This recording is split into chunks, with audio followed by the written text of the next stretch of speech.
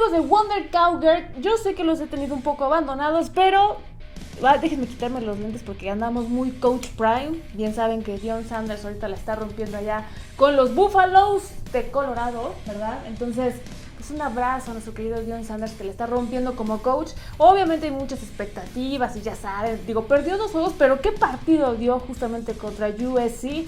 A nada, señores, nada de ganar, ¿ok? Entonces, bueno, un saludo al Coach Prime. Ya estaremos hablando de él porque este programa es muy especial. Les traigo algo que no se ha imaginado ni se ha visto. Un gran amigo que, bueno, yo creo a través de las redes sociales es una bendición poder hacer contacto con este tipo de personajes porque, pues, la verdad, nos enseñan mucho, ¿verdad? Y no les quiero adelantar, ya les diré un poquito más adelante quién es el invitado del día de hoy.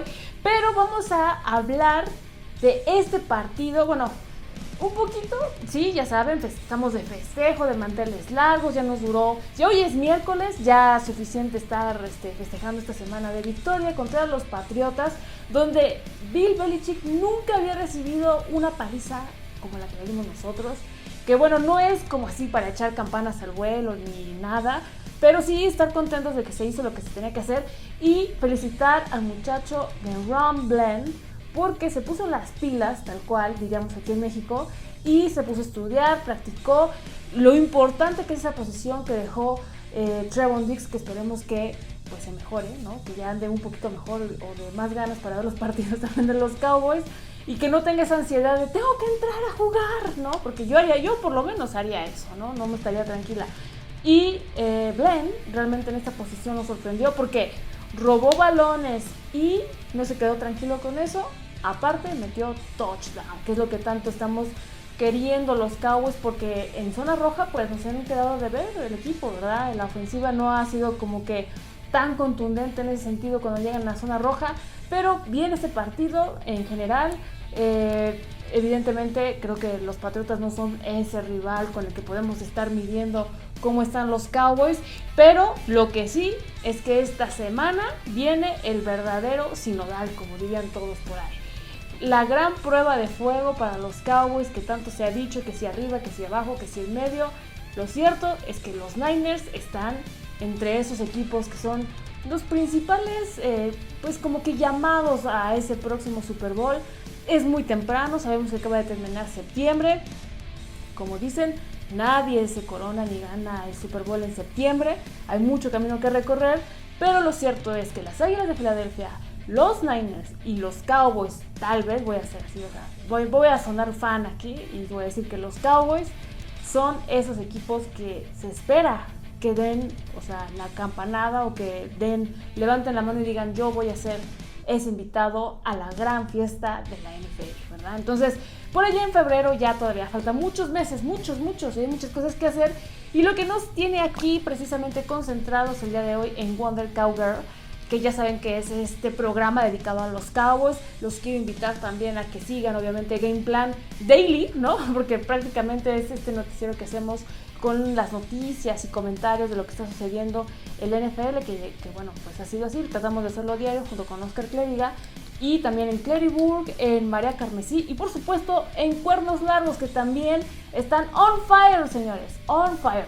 Vamos a ir contra Oklahoma este fin de semana, pero ese es otro espacio. Vamos a dedicarnos a lo que nos importa, que son los Cowboys, el equipo de Dallas, que tanto amamos y que queremos ya ver campeón después de 800,000 años. Estamos en búsqueda de por fin consolidar a un equipo que la verdad me ha sorprendido. El tema de la defensiva, el trabajo de Dan Quinn, de pararse siempre y aplaudirle, aunque bueno, con sus baches ahí, pero insisto, es semana 4 la que acaba de suceder y estamos en vísperas o en que ya continúe la semana 5, así que vamos a darle un poco de contexto a qué es lo que va a pasar justamente en este horario estelar del próximo domingo, donde van a enfrentarse los Dallas Cowboys en contra de los San Francisco 49ers, que, híjole, ¿no? O sea, siempre este partido se nos indigesta, no sé qué pasa.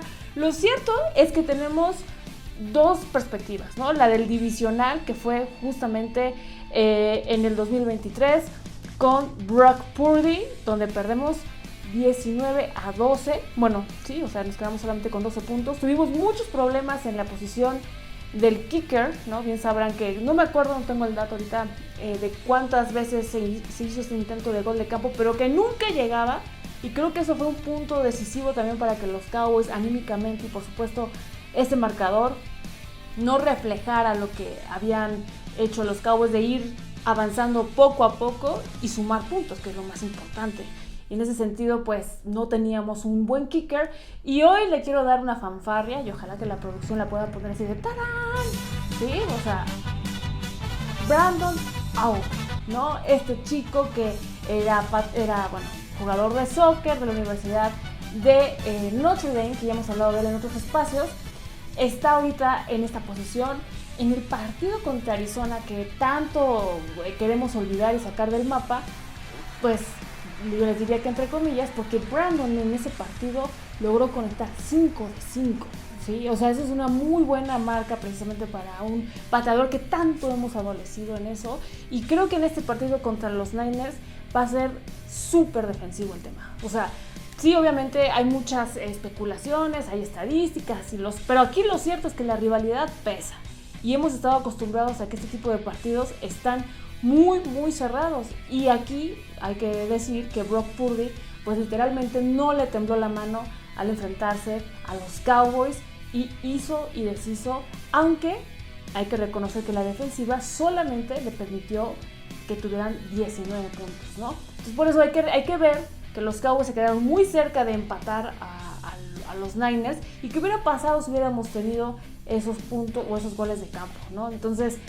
así la situación cuando se enfrentan con Brock Purdy, que también, si los Cowboys llegaran a ganar este partido, le romperían esa rachita que trae Brock Purdy de ningún partido perdido desde que él inicia los encuentros. Así que sería una gran oportunidad de, aparte llevarnos o sacarnos esa espina de los Niners, pues darle un golpe de realidad a Brock Purdy y decirle: tranquilo, aquí también hay que probar el sabor de la derrota a veces, ¿no? Entonces, bueno, esto podría ocurrir. Y el otro partido que también creo que tenemos en la memoria es justamente este encuentro que lo comandó, la ofensiva fue comandada por Jimmy Garoppolo, lo recuerdan, ¿no? Ahorita ya está con los Raiders de Las Vegas, pero en ese partido nos faltó tiempo, ¿no? Si recuerdan estos famosos 4 segundos de que Dak Prescott algo sucedió, se distrajo, no sé, el tema es que estaba muy enojado porque le faltó juego, ¿no? Y ahí también estuvimos muy cercanos porque nos quedamos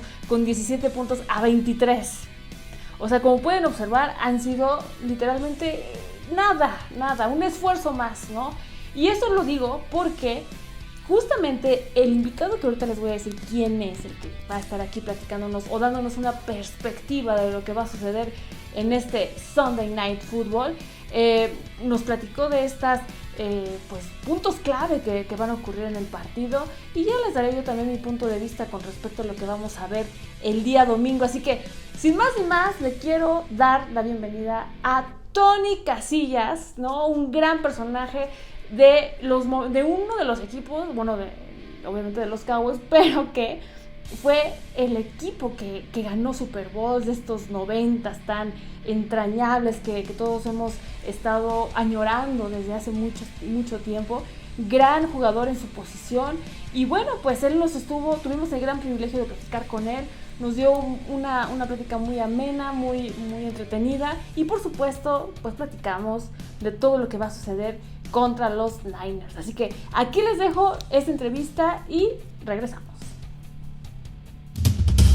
Yeah, there's nothing like the Dallas Cowboys, and obviously my career when I played back in the 90s, but it's just a fantastic experience to play in the National Football League, represent the La Raza, being, Latino, Mexican, American.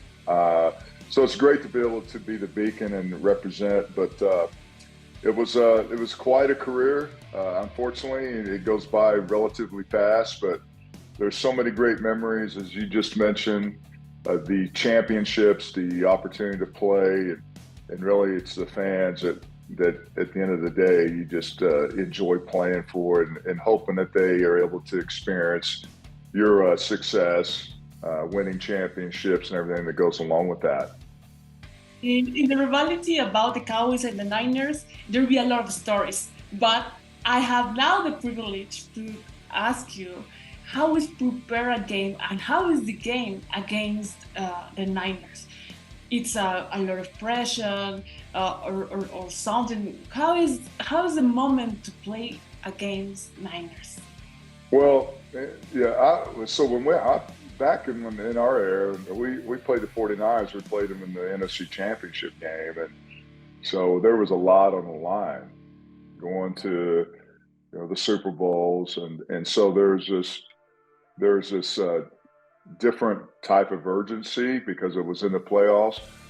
But again, you look at the 49ers and the Dallas, they've always had this history of playing each other and playing for a lot, and a lot of what was at stake. And I think that's, I look at the games, I look back and if there's something on the line, and winning the NFC Championship game, being the NFC crowned NFC, champions, and then going on and playing the Super Bowl. And so that to me, that's my memory. But I think that it's kind of getting back there now. I mean, you saw last year in the playoffs.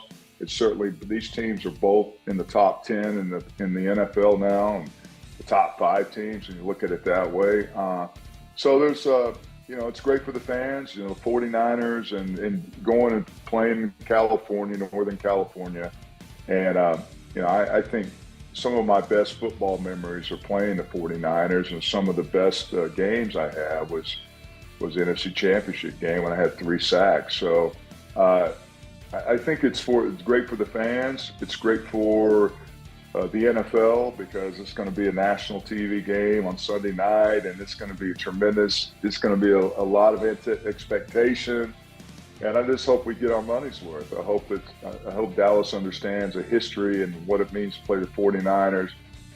First of all, when people play the Cowboys, you're going to get their best shot because they just the Cowboys, love them or hate them, they just kind of polarize, and so I think whenever other players won't admit that, but it's like when you play on that huge stage, as I mentioned, on national TV, you want to be noticed, and the way to get noticed is to show up and show out. And so I think that's when I think of the 49ers versus Cowboys, to me that's what the game's all about when these two teams meet. Let's talk about the X factors in the game, not in social media to talk about a lot of things. Jerry Jones, all the pro or Jerry Jones, he take the bad choices about the Cowboys, all of that. Do you think really Jerry Jones, it's a factor? Well, Jerry, obviously, he's just a brilliant business mind person. I mean, look at what he's built over the years, and the Cowboys, not only that, as other business interests, but, nothing's going to change. Jerry's 81, 82 years old, so I don't think that's going to change. And I really don't think it's just the owner that just because, his presence and Jerry will go out there. He's excited. I mean, it's just to this day he's got more passion than he's ever had when he bought it. Seems like so. It's important to him, and I think, but it's more important that the players go out there and do their job too, and understand that everybody makes decisions, but there has been some great decisions that franchise has made with players. You look at Michael Parsons, Trayvon Diggs before he got hit. You look at Dak Prescott. I mean, now I think the measurable in this also is what are they going to postseason? Whose fault is that? I can't blame it all on. I mean, it's all about accountability for everyone, but ultimately it's the coaching staff and the players. The players got to go out and execute and play. There's no doubt about that. That's pretty cut and dry.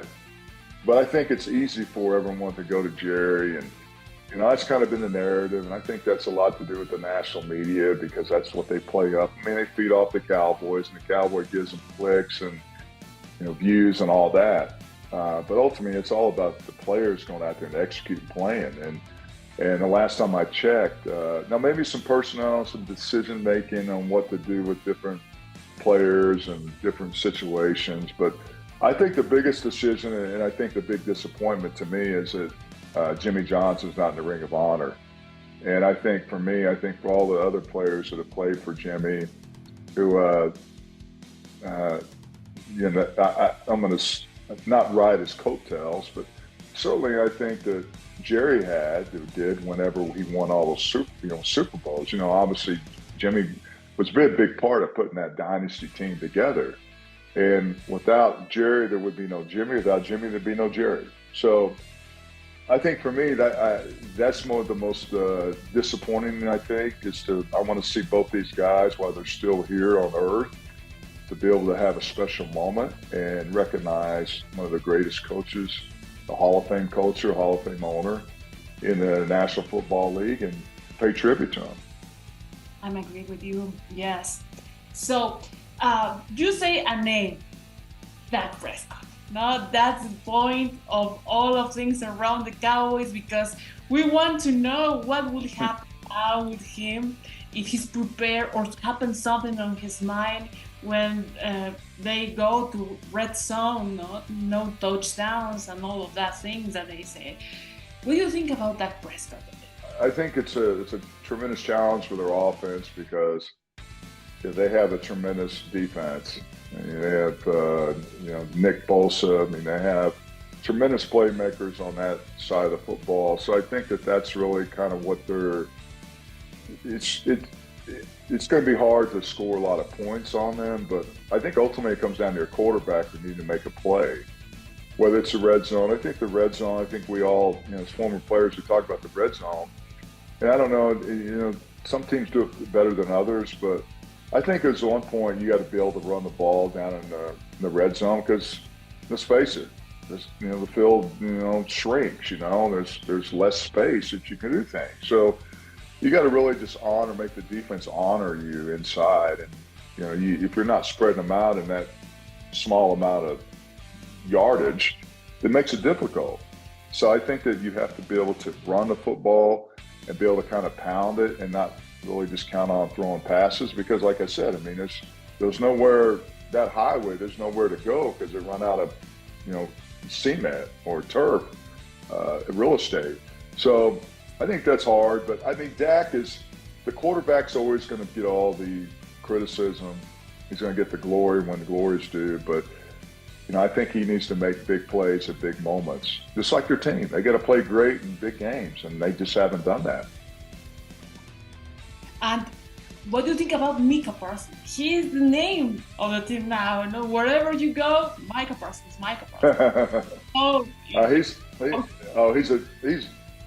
a very.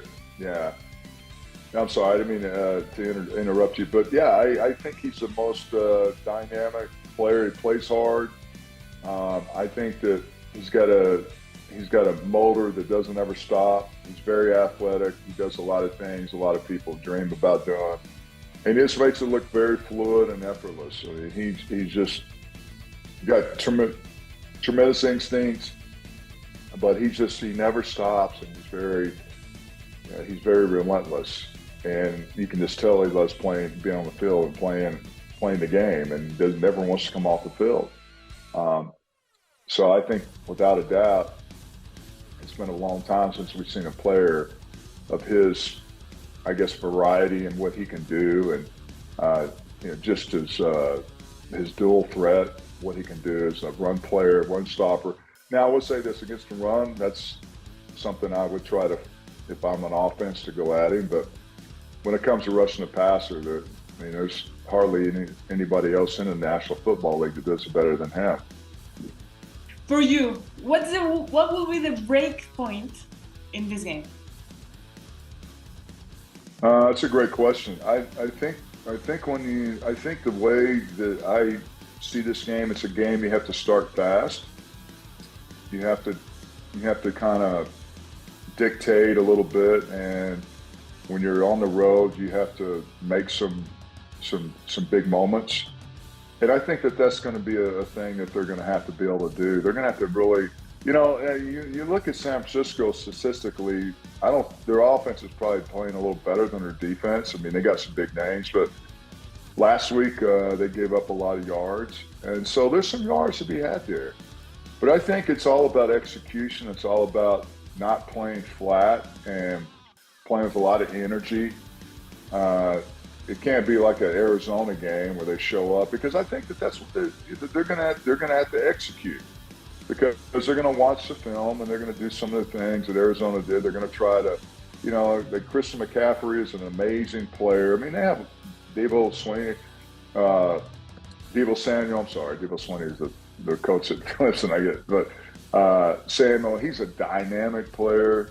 So there's a lot of things, challenges to them. But I think for Dallas, it's all about the three principles: playing physical, playing with a lot of energy, and executing and not making mistakes. I think that's 4, but that's 4A and 4B. But that's what you got to do on the road. You got to be locked in, and really that's you can't be unflappable, and you have to continue on and just realize they're going to make big plays. You're going to make big plays. You're going to go back and forth, but ultimately it all comes down to when you get down in the fourth quarter, it's like, what do we need to do to make one more play that's going to determine if we win the game? And I think the consistency is really the tell-all tell in a game like this, is to be consistent and execute and not have any, crazy penalties. And I think that's something they're going to have to do. They will win? You know what? I think I like the Cowboys. I think they can win. I think it's going to be a close game. But I'm going to pick San Francisco to win 28-24. I'm sorry, I didn't mean to break the card. I just don't. I don't know. I think it's. I don't think it's. San Francisco is 4 points, 4.5, maybe favored or something like that, and that's probably just for home. But I think it's going to be a great game. Yeah. I mean, they just can't. Again, we'll see. It's too great. I think, can they win? Do they have enough, firepower to do it? Absolutely. Tony, really, really thank you for these minutes. Was it really amazing? All right. All right. Well, thank you so much. I visited Dallas 2 weeks ago. I met the AT&T. Was my dream. I never been there. That's something. I follow you on social media. I love your posts. I love your Wonder Woman. I love that. Well, hey, keep up the great work, Laura. Yeah, and now I have the Wonder Cowgirl. Wonder. Yeah. And like Cowboy, so. Yeah. Well, you take care. Let me know anytime. I'd love to join. Ahí están las palabras de Tony Casillas, que bueno, ya saben, júntense aquí con Game Plan y ya saben que tenemos, o nos esmeramos, de verdad, estamos ahí luego persiguiendo literalmente a las estrellas para que nos den su punto de vista, pero es muy gratificante cuando acceden y por supuesto nos brindan estas charlas que nos abren un panorama, que son los que están ahí justamente donde sucede la acción, ¿no? O que han tenido la experiencia de estar, en este caso el de Tony, pues en el equipo, ¿no? Y cómo es vivir un partido de San Francisco contra los Cowboys, que bueno, historias tenemos 800,000 de todos los enfrentamientos que hemos tenido, así que de verdad un abrazo y un agradecimiento muy grande a Tony Casillas por haberse tomado sus minutos para estar aquí platicando con nosotros y pues obviamente darnos su punto de vista de este encuentro. Y para cerrar, pues yo también quiero dar mi comentario. Sí, es un partido que pues literalmente tiene todos los spotlights que se pueden imaginar, llama mucho la atención precisamente por el trabajo que es de defensivas, ¿no? Sabemos lo que ha construido los Niners y bueno, los Cowboys de menos a más han ido subiendo el escalafón de los equipos en la NFL y lo que importa más aquí es ser consistentes, ¿no? Este trabajo de protección con contención, lo he dicho en muchos espacios, porque a veces se protege, pero no se contiene a la ofensiva de los Niners, ¿no? En ese sentido.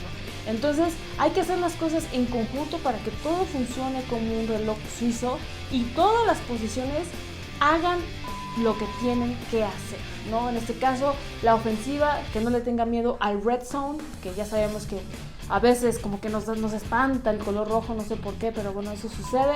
Y literalmente, los Cowboys tienen que poner el ritmo de cómo se va a bailar este partido.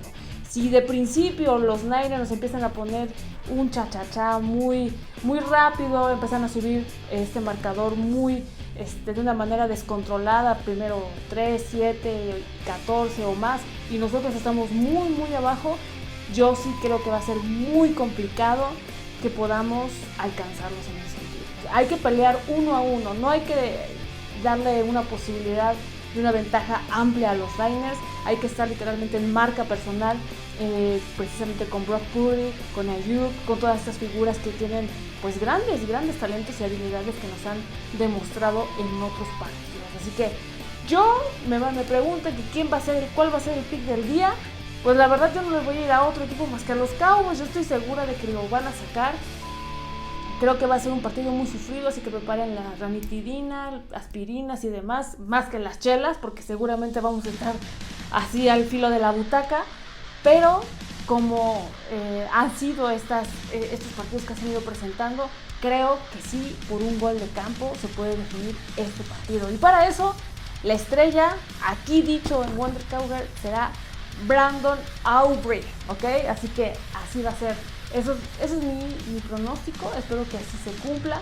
Yo sí creo en los Cowboys. ¿Quién más? Si los fans no los apoyan, pues como, ¿verdad? Entonces hay que meterle, aunque nos dé miedo el pick, pero pues es de temerarios, ¿verdad? Todo puede ser. Así que ahí están las palabras de Tony Casillas, mil gracias. Ya saben, dejen sus comentarios, compartan, escríbanos ahí en las redes sociales. Ya saben que me pueden encontrar en Facebook, en Instagram como Lautrec13 y en Twitter Lautrec, ¿no? Ahí les platiqué, les enseñé un poquito de ese viaje que tuvimos justamente a Dallas, donde el AT&T, de Star y demás, para mí en lo personal fue un sueño hecho realidad, poder conocer por fin, la primera vez, y que quede aquí claro, que he ido a conocer literalmente las entrañas de la cueva vaquera allá en Dallas. Así que espero que podamos regresar próximamente y hacer más cosas por allá. Y bueno, pues agradecerles a todos los que han seguido el contenido y así. Y esperemos que los Cowboys ganen este partido. Así que yo soy Laura Sandoval, fue un gusto poder platicar con ustedes y ya saben, nos vemos en la próxima.